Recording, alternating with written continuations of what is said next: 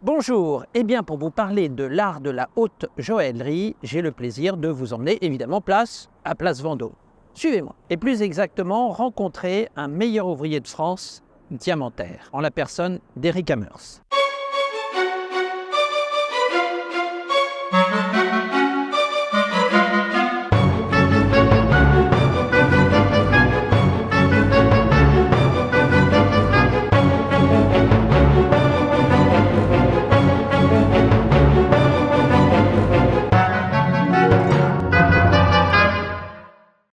Bonjour Eric.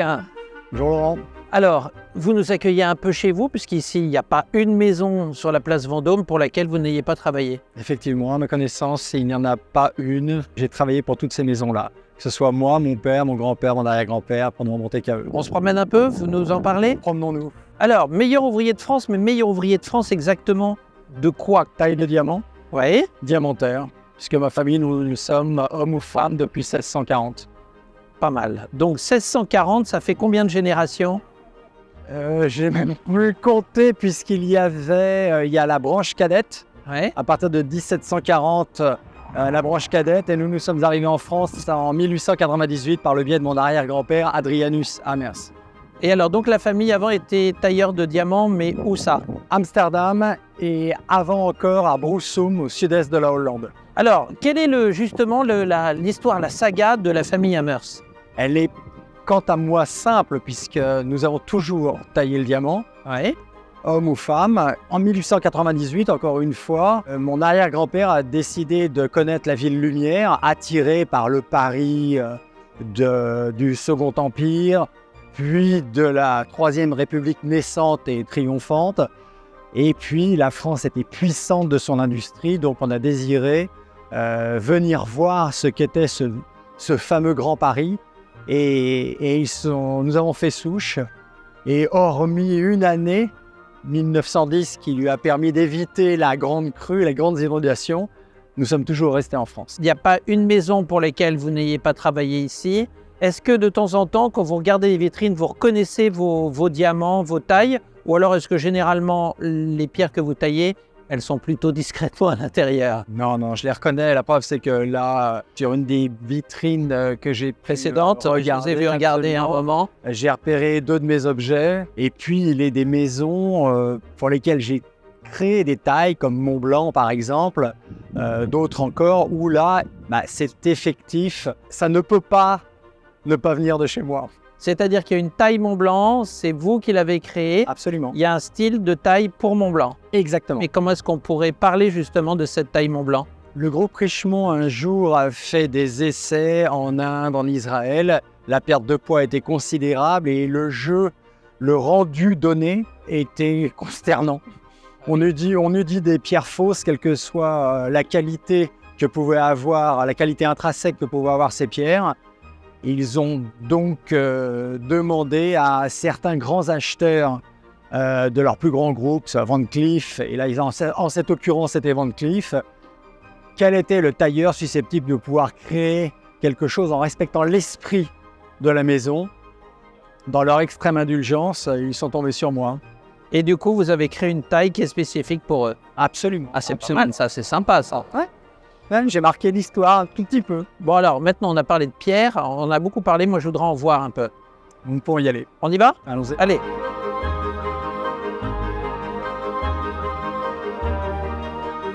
Bon, ça commence bien Eric, il y a déjà un coffre-fort. Il y a tout ce qu'il faut.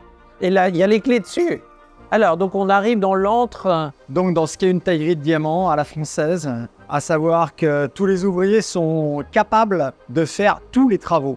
Toutes les différentes tailles. Les différentes tailles, le serti invisible, de la taille laser, des analyses de pierre, du calibrage, de la retaille de brut, toute taille ancienne. Des formes très particulières grâce à des machines telles que celle-ci qui permettent de faire toutes les formes qui sont connues, Oui. voire même d'en inventer. Gabriel, ici présent, s'occupe de paramétrer mes désirs. Il met la clé USB. La bécane de travail fait la forme extérieure de la pierre. Si j'avais eu ça à l'époque de la taille Mont Blanc, j'aurais gagné un temps considérable. Cet appareil, Cette bécane-ci, qui est une sarine laser, permet d'analyser la pierre en l'état, puis de se projeter dans ce qu'elle pourrait être en fonction du goût du client, du besoin, d'un coup, d'un choc qu'il a pu y avoir ou d'une impureté qu'il y a à l'intérieur. C'est ce que vaut la pierre quant à sa symétrie, la qualité de sa taille, la qualité de son poli. Elle analyse absolument tout. Pas la couleur, pas la pureté. Ça, c'est autre chose, c'est une autre machine encore. D'accord. Quelles sont justement, comment est-ce que tu peux définir les différentes tailles des différentes maisons? Qu'est-ce qu'une taille? Vous avez la taille brillant. Oui, En gros, ce sont les formes. oui, ça. Toute une question de vocabulaire. En Oui, quelque sorte. oui.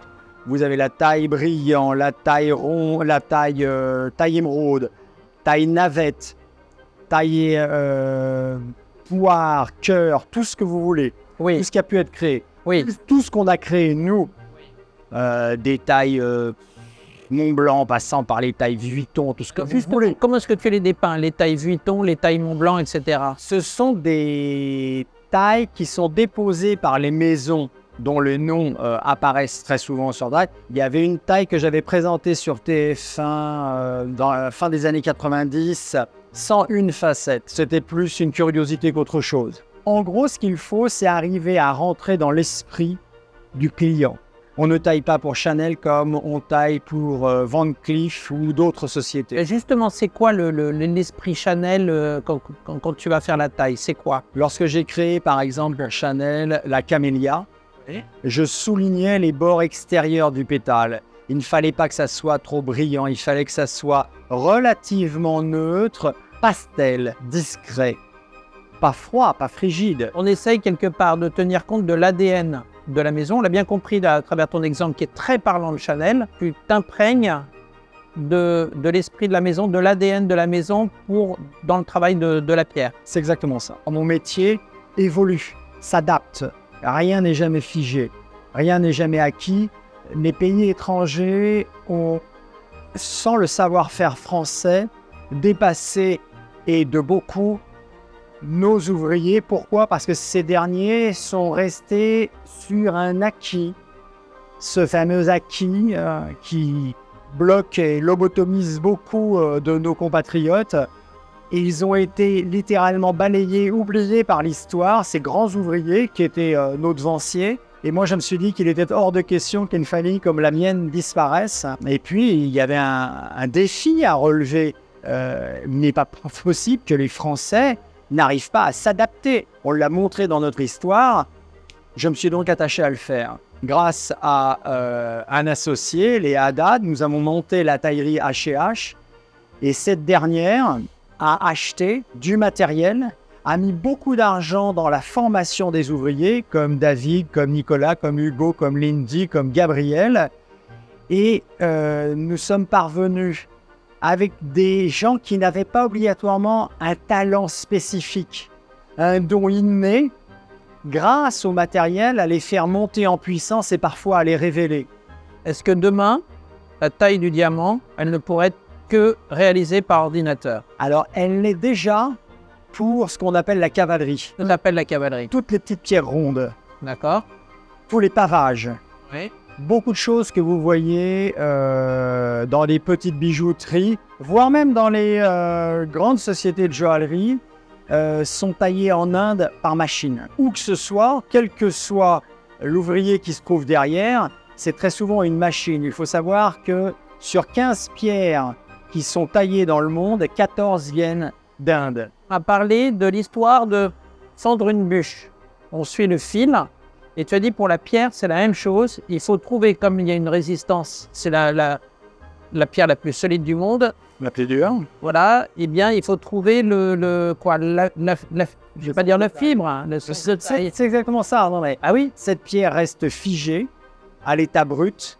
Moi, mon travail, quand je vais tailler, ça va être de croiser très exactement ces sens de cristallisation. C'est ce qu'on appelle le sens de taille. Si vous ne respectez pas ces sens de taille, vous pouvez rester 10 ans sur la pierre, 10 ans sur cette même facette, vous ne l'entamerez pas le moins du monde. Par contre, vous aurez ruiné votre plateau, votre place, votre sous-sol, vous allez vous retrouver à la cave, mais tellement la résistance, elle est fabuleuse. c'est phénoménal. Alors, contrairement à ce qu'on entend toujours dire, la fameuse échelle de Mohs, Ouais. dureté 10, c'est faux. Ce n'est pas 10 pour le saphir, le diamant, 9 pour le rubis, 8 pour le saphir, 7 pour l'émeraude, 1 pour le talc. La réalité, c'est la suivante.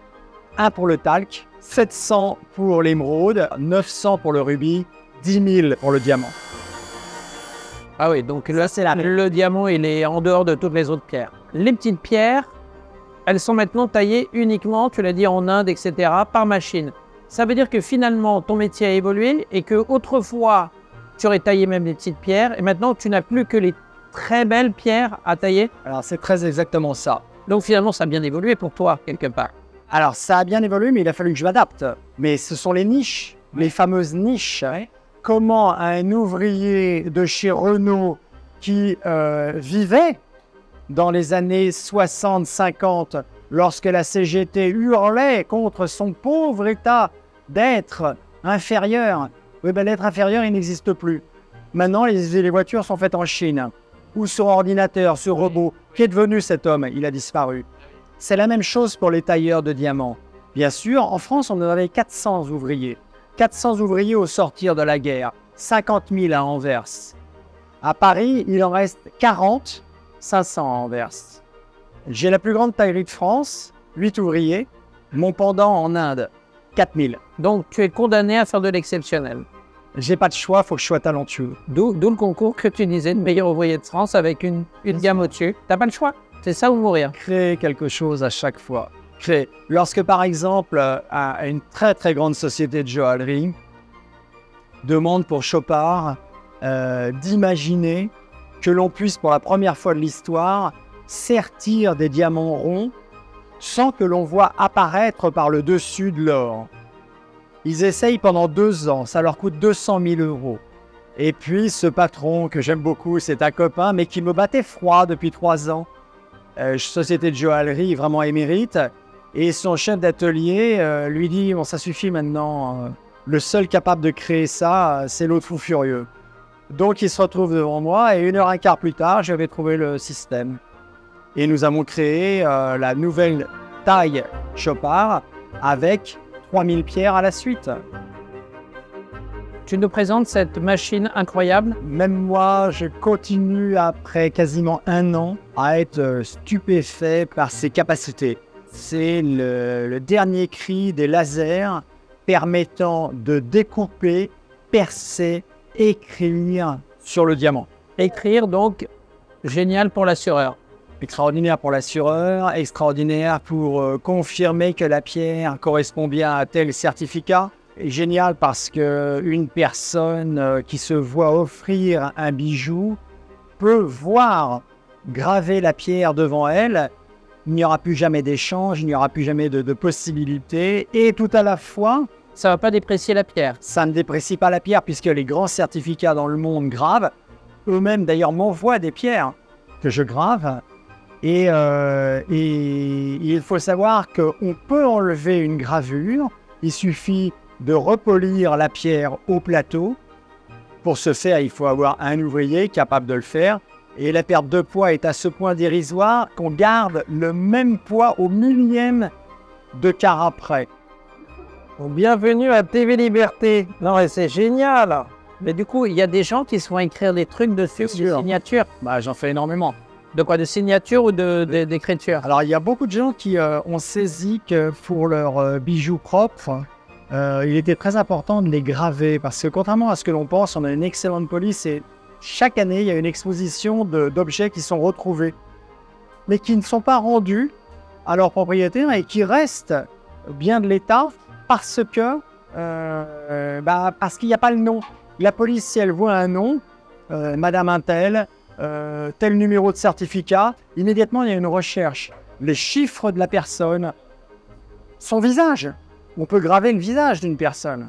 Donc on peut faire comme avait fait le prince Albert sur ses briquets, voler au prince Albert de Monaco. Est-ce que tu as une signature un peu farfelue? Alors c'était pas une signature, mais c'était une figure de Kamasutra. Ah, monsieur ou madame avait commandé ça? Je me souviens plus. La discrétion veut que... Tu voulais me montrer? Mais une pierre qui est relativement exceptionnelle et qui va l'être de plus en plus puisqu'elle vient d'une mine qui a fermé, qui ne produira plus jamais, la mine Argyle en Australie. D'accord. Un diamant intense pink. C'est super joli, la couleur est magnifique. Ah oui. Oui, oui. Ça, pourquoi ça peut? C'est ça? C'est ça, ça peut. D'accord, bon alors. Mais l'une de mes préférées Ouais. vient d'Afrique. Ça, c'est magnifique. Waouh. Ça, c'est très particulier comme couleur. Ouais. Jaune, orange, presque marron. J'ai jamais vu de couleur comme ça. Et si on la met sous la véritable lumière, Waouh. Elle devient hors cuivre. C'est incroyable. officiellement certifiée jaune-orange. Les couleurs de la terre de l'Astrix, finalement, quelque part. Ouais, tout à fait. Je ne savais pas qui la revendre. Et je ne saurais pas non plus à quel doigt la mettre. Est-ce que tu as une anecdote? On attaque par mon arrière-grand-père. Ouais. Il est en train de tailler, c'est la période française. Donc c'est après 1898, il est face à son plateau et exceptionnellement, mais lui-même le reconnaissait parce qu'on a sans doute le désavantage d'avoir un caractère un peu infirmé, mais on reconnaît volontiers nos erreurs. Oui, vraiment, c'est très étonnant, mais quand on écoute... Et là, il en fait une. Ça s'use, le stèle. Oui, bah oui. Il avait son dop et il n'a pas fait attention. Fin de la journée, il pousse avec la puissance de ses 2 pouces, le stèle casse, le dop tombe sur le plateau, une pierre de 10 carats. Boum, explosé. Et là, dans le sens de cristallisation impeccable, la pierre morte. Il se lève, bon, il est quand même très embêté. Il va voir son patron de l'époque et il lui dit « J'ai eu un problème ». Le patron regarde, il est stupéfait de la décontraction de mon arrière-grand-père. Qu'est-ce qui s'est passé? J'ai fait une erreur. Il jette la pierre, il achète, elle était morte. Il la jette, c'est bon. Il aurait perdu de l'argent en le foutant en l'air, en le dégageant, en le mettant au chômage. Il lui faisait gagner beaucoup d'argent, c'est passé. Pourquoi le diamant, c'est ce prix par rapport à l'or ou par rapport à d'autres choses? Quand on sort de la terre 2 tonnes de terre, en général, le diamant est à l'intérieur d'une terre qui s'appelle la kimberlite. Il faut 2 tonnes de terre pour 1 carat de diamant, c'est-à-dire 0,20 grammes. Dans ce 0,20 grammes, il n'y en a que 20% qui sont utilisables pour la joaillerie ou la haute joaillerie. À l'intérieur de ces 20% du carat des 2 tonnes, il y a 4 groupes. Premier groupe, 1A, 98% des pierres. Blanc, ça peut être sympa. Un tout petit peu de diamant de couleur, un peu teinté, 98%. Le groupe 2B, ah là, on est aux pierres Golconde, des blancs extraordinaires, des couleurs qui vont jusqu'à intense. Qu'est-ce que tu appelles intense? En jaune. Il faut savoir que le diamant de couleur est classifié en 4 intensités de couleur. Light, fancy, intense, vivid. 2A, pardon, c'est très haute couleur blanche et jusqu'à intense en diamant de couleur. C'est 1% des 20% du carat des 2 tonnes. 1B, c'est tous les diamants rose, rouge, vert, orange. 0,8%. 2B, c'est le diamant bleu. J'ai suivi il y a peu de temps une pierre de 70 carats verte. Si elle est réellement naturelle, il n'y a pas de prix. Ça n'existe pas. Imaginez qu'on ait trouvé un ultime Van Gogh, Oui. un ultime Monet, un Degas. Il n'y en a plus, il n'y en aura plus, il n'y en a pas. On a parlé de votre titre, meilleur ouvrier de France en taille de pierre, en diamantaire.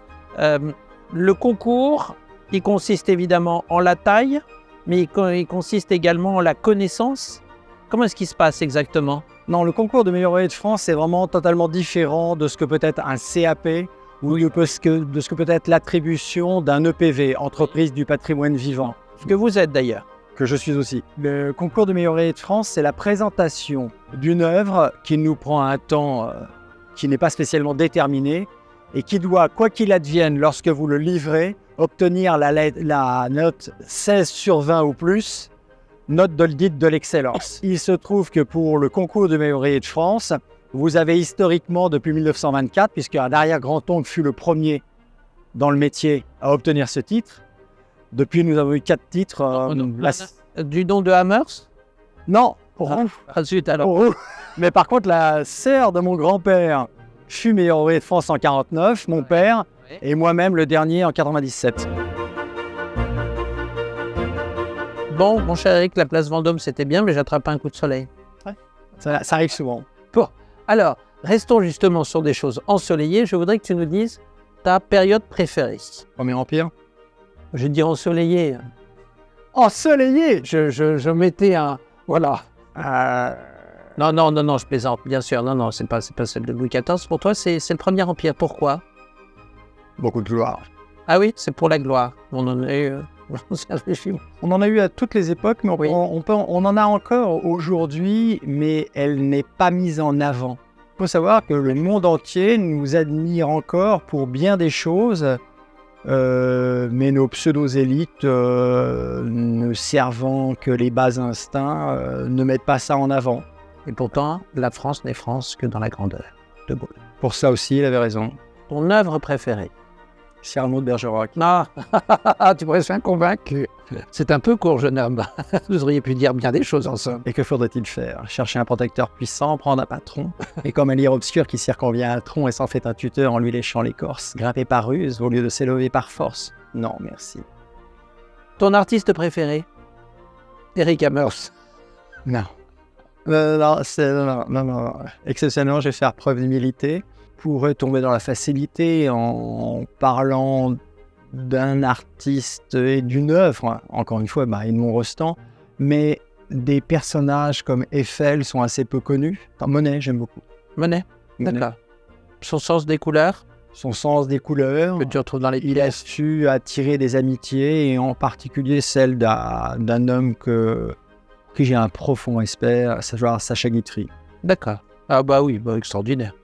Alors, on a parlé tout à l'heure, nous avons parlé du fait que finalement, les Français étaient poussés, comme toi, à faire non pas du très beau, mais de l'exceptionnel. Exact. À cause de la concurrence étrangère, etc.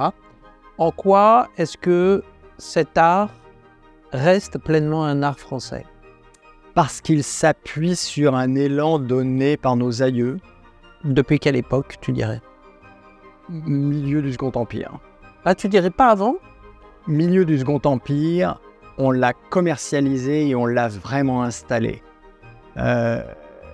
Se sont mis en place des goûts ont servi des géants tels Boulle, tels Pigalle.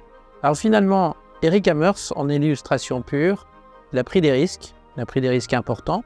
Déjà avec son concours de meilleur ouvrier de France où il s'est rajouté une épreuve, où il a quand même investi énormément sur des machines.